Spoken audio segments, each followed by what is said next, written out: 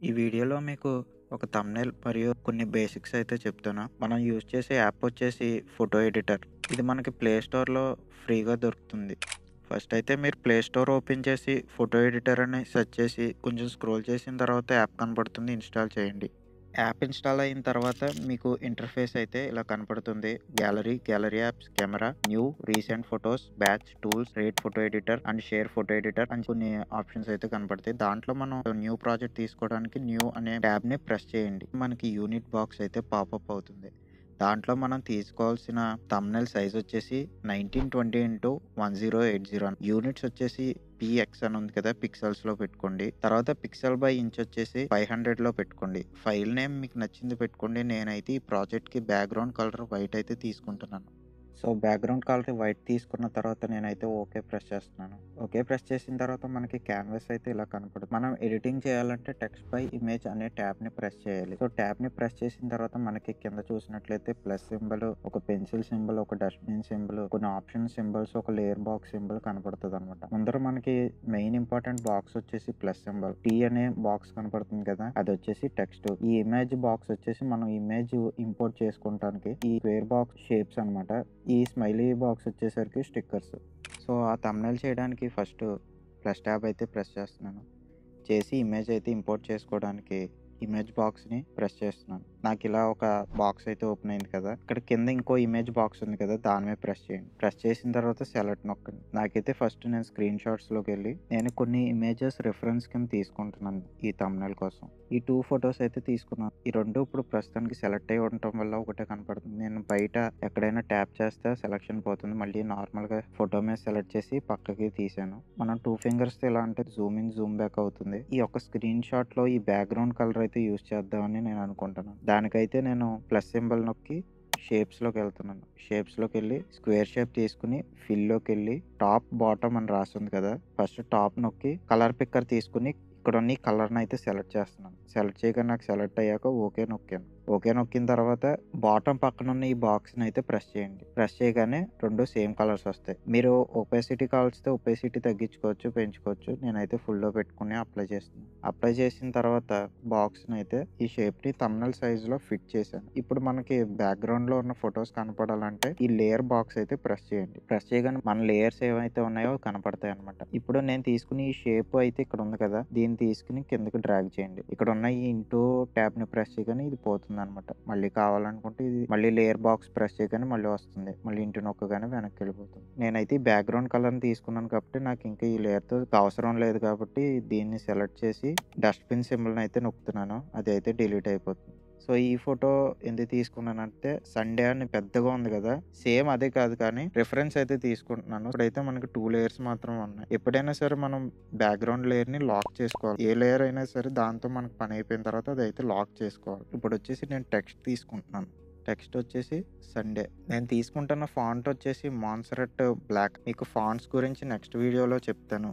Sunday అని నొక్కిన తర్వాత నాకు కలర్ వచ్చేసి రెడ్‌లో డార్క్ షేడ్ కావాలి. సో, నేను ఈ డార్క్ షేడ్ తీసుకుంటున్నాను. ఓకే ప్రెస్ చేసి బాటమ్ పక్కనున్న బాక్స్ నొక్కగానే సేమ్ కలర్ అయితే యాడ్ అయిపోతది. తర్వాత అప్లై చేయగానే నాకు ఇలా వస్తుంది. ఈ లేయర్ మీద ప్రెస్ చేయక ముందర ఈ పెన్ సింబల్ గాని, డస్ట్‌బిన్ సింబల్ గాని, ఈ పక్కనున్న 3 లైన్స్ ఆప్షన్ సింబల్ గాని కనపడట్లేదు. ఎప్పుడైతే దీన్ని ప్రెస్ చేశానో నాకు ఆ ఆప్షన్స్ అన్నీ కూడా యాక్టివేట్ అవుతున్నాయి కదా. ఈ పెన్ సింబల్ వచ్చేసి నేను ఇప్పుడు కలర్ మార్చుకోవాలంటే డిలీట్ చేసి మార్చుకోక్కర్లేదు. ఈ పెన్ సింబల్ నొక్కగానే నాకు ఆ టెక్స్ట్ యొక్క ఆప్షన్స్ అన్నీ ఓపెన్ అవుతాయి. ఇప్పుడు నేను కలర్ మార్చుకోవాలంటే మళ్ళీ రెడ్ పెట్టుకొని చేసుకోవచ్చు. అలాగే ఫాంట్ మార్చుకోవాలంటే ప్రాపర్టీస్‌లోకెళ్ళి మాన్సెరట్ మీద ప్రెస్ చేసి నాకు డిఫరెంట్ ఫాంట్స్ కూడా నేను తీసుకోవచ్చు. నాకు ఇందాక కలర్ కావాలి కాబట్టి సండే మీద ఉంది. నేను వెనక్కొచ్చేసాను. ఇప్పుడు ఈ కిందున్న ఆపోజిట్ యారోస్ ఉన్నాయి చూసారా? ఈ యారో ఏంటంటే అండు, రీడు ఆప్షన్స్ అనమాట.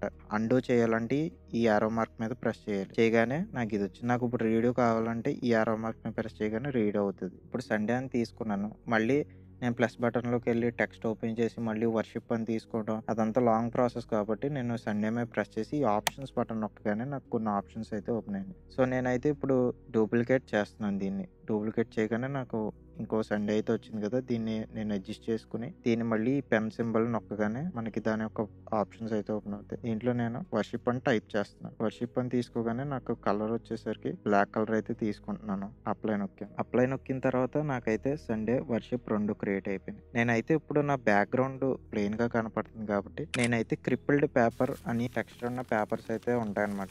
నలిపేసిన పేపర్‌లో ఉంటది. అదైతే నేను డౌన్‌లోడ్స్‌లోకి వెళ్ళి ఇదిగో నేను ఆల్రెడీ డౌన్‌లోడ్ చేసుకున్నాను క్రిప్పిల్డ్ పేపర్.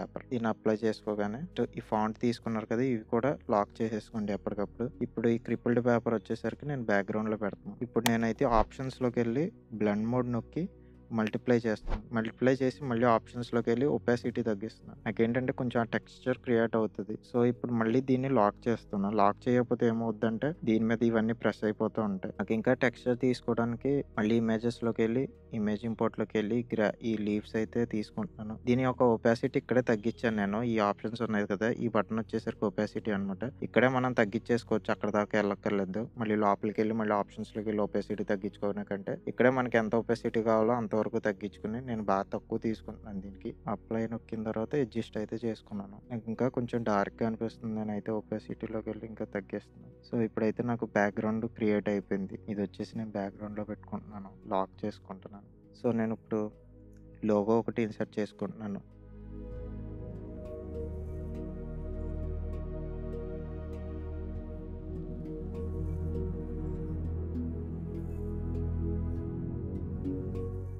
ఇప్పుడు నేను దగ్గరగా చూసినప్పుడు బానే ఉంది కానీ దూరం నుంచి చూస్తుంటే కొంచెం లోగో అయితే స్పేసెస్ ఎక్కువైనాయి అనిపిస్తుంది కదా!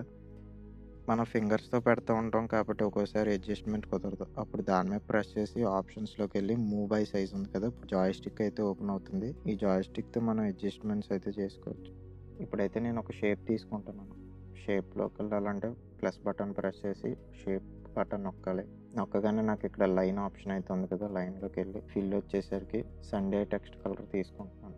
బాటమ్ పక్కన ఉన్న బాక్స్ ప్రెస్ చేయగానే సేమ్ కలర్ వస్తుంది. ఈ ప్లేస్‌లో అయితే పెడదాం అనుకుంటాను. ఇక్కడ బ్లూ కలర్ రౌండ్ షేప్ కనపడుతుంది కదా! దాని మీద ప్రెస్ చేయగానే దీని యొక్క ఆప్షన్స్ థిక్‌నెస్, రౌండ్‌నెస్ అవి కనపడతాయి అన్నమాట.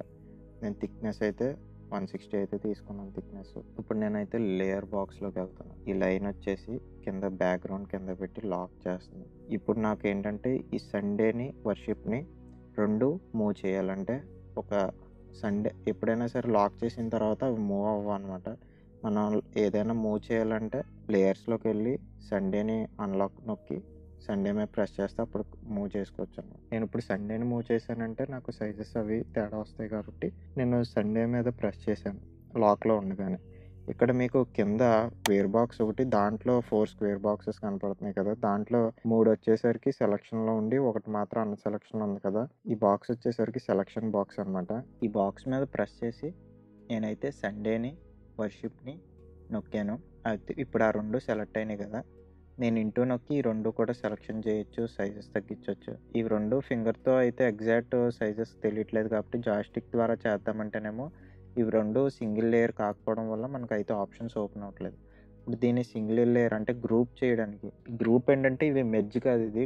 గ్రూప్ చేయడం వల్ల మనం మళ్ళీ కావాలంటే అన్‌గ్రూప్ చేసుకోవచ్చు. సింగిల్ లేయర్‌లా ప్రవర్తిస్తదది. సో, గ్రూప్ చేయాలంటే ఇప్పుడు సెలక్షన్ చేసిన తర్వాత ఈ 3 డాట్స్ అయితే ప్రెస్ చేయండి. 3 డాట్స్ ప్రెస్ చేసిన తర్వాత గ్రూప్ సెలెక్టెడ్ లేయర్స్ అని ఉంది కదా! దాన్ని ప్రెస్ చేయగానే అది సింగిల్ లేయర్ కింద అయిపోయింది. సింగిల్ లేయర్‌లా వచ్చిన తర్వాత ఇప్పుడు మనకైతే ఆప్షన్స్‌లోకి వెళ్ళి మూవ్ సైజెస్ నొక్కగానే నాకు జాయ్‌స్టిక్ అయితే వచ్చింది కాబట్టి ఇప్పుడు నేను ఎగ్జాక్ట్ సైజ్ అయితే తీసుకున్నాను. సో, ఇక్కడి వరకు అయితే మనకి కంప్లీట్ అయింది కదా! ఇప్పుడు వచ్చేసరికి నేను డేట్ అండ్ టైమ్ తీసుకోవడానికి మళ్ళీ ప్లస్ బటన్ నొక్కి టెక్స్ట్ అయితే తీసుకుంటున్నాను.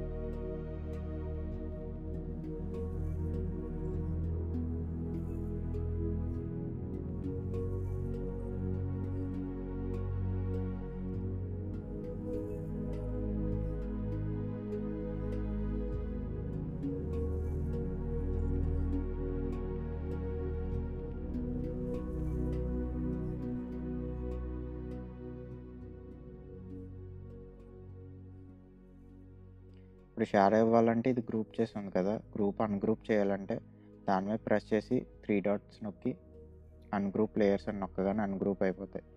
ఇప్పుడు సండే మీద సెలెక్ట్ చేసి షాడో ప్రెస్ చేయగానే షాడో అయితే మనం తీసుకోవచ్చు. ఇదైతే షాడో బ్లర్ అనమాట. ఇది వచ్చేసి కలర్, షాడో కలరు ఏ కలర్ ఇవ్వాలా అన్నది. ఈ కలర్ మీద ప్రెస్ చేసాక ఈ కలర్ ఇవ్వాలని అండ్ ఒపేసిటీ కూడా ఉంటుంది. దాంట్లో నేను కొంచెం ఒపేసిటీ తగ్గించి ఓకే ప్రెస్ చేస్తున్నాను.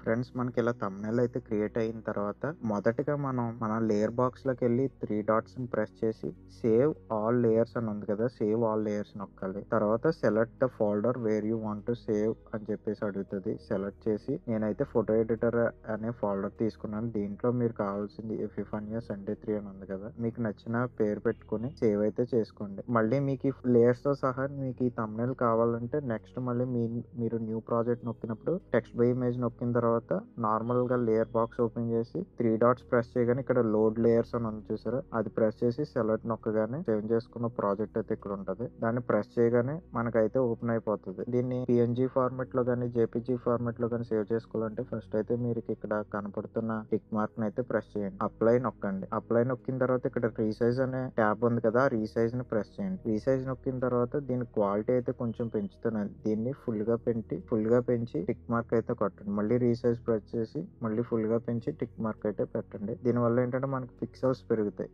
తర్వాత ఇక్కడ ఈ down arrow button, download button ఉంది కదా, దాన్ని ప్రెస్ చేయండి. దాన్ని ప్రెస్ చేసిన తర్వాత మీకు పైన JPG, PNG, GIF, web, PDF వీటిలో దేంట్లో కావాలని అడుగుతుంది. నేనైతే పిఎన్జీలో పెట్టుకుంటున్నాను. పిఎన్జీలో ఏంటంటే క్వాలిటీ బాగుంటుంది. పిఎన్జీలో పెట్టుకుని గ్యాలరీలో కావాలా ఎక్కడ కావాలని అడుగుతుంది. గ్యాలరీలో ప్రెస్ చేయగానే సేవ్ అయిపోతుంది. వీడియో నచ్చినట్టయితే లైక్ చేయండి, షేర్ చేయండి, సబ్స్క్రైబ్ చేయండి.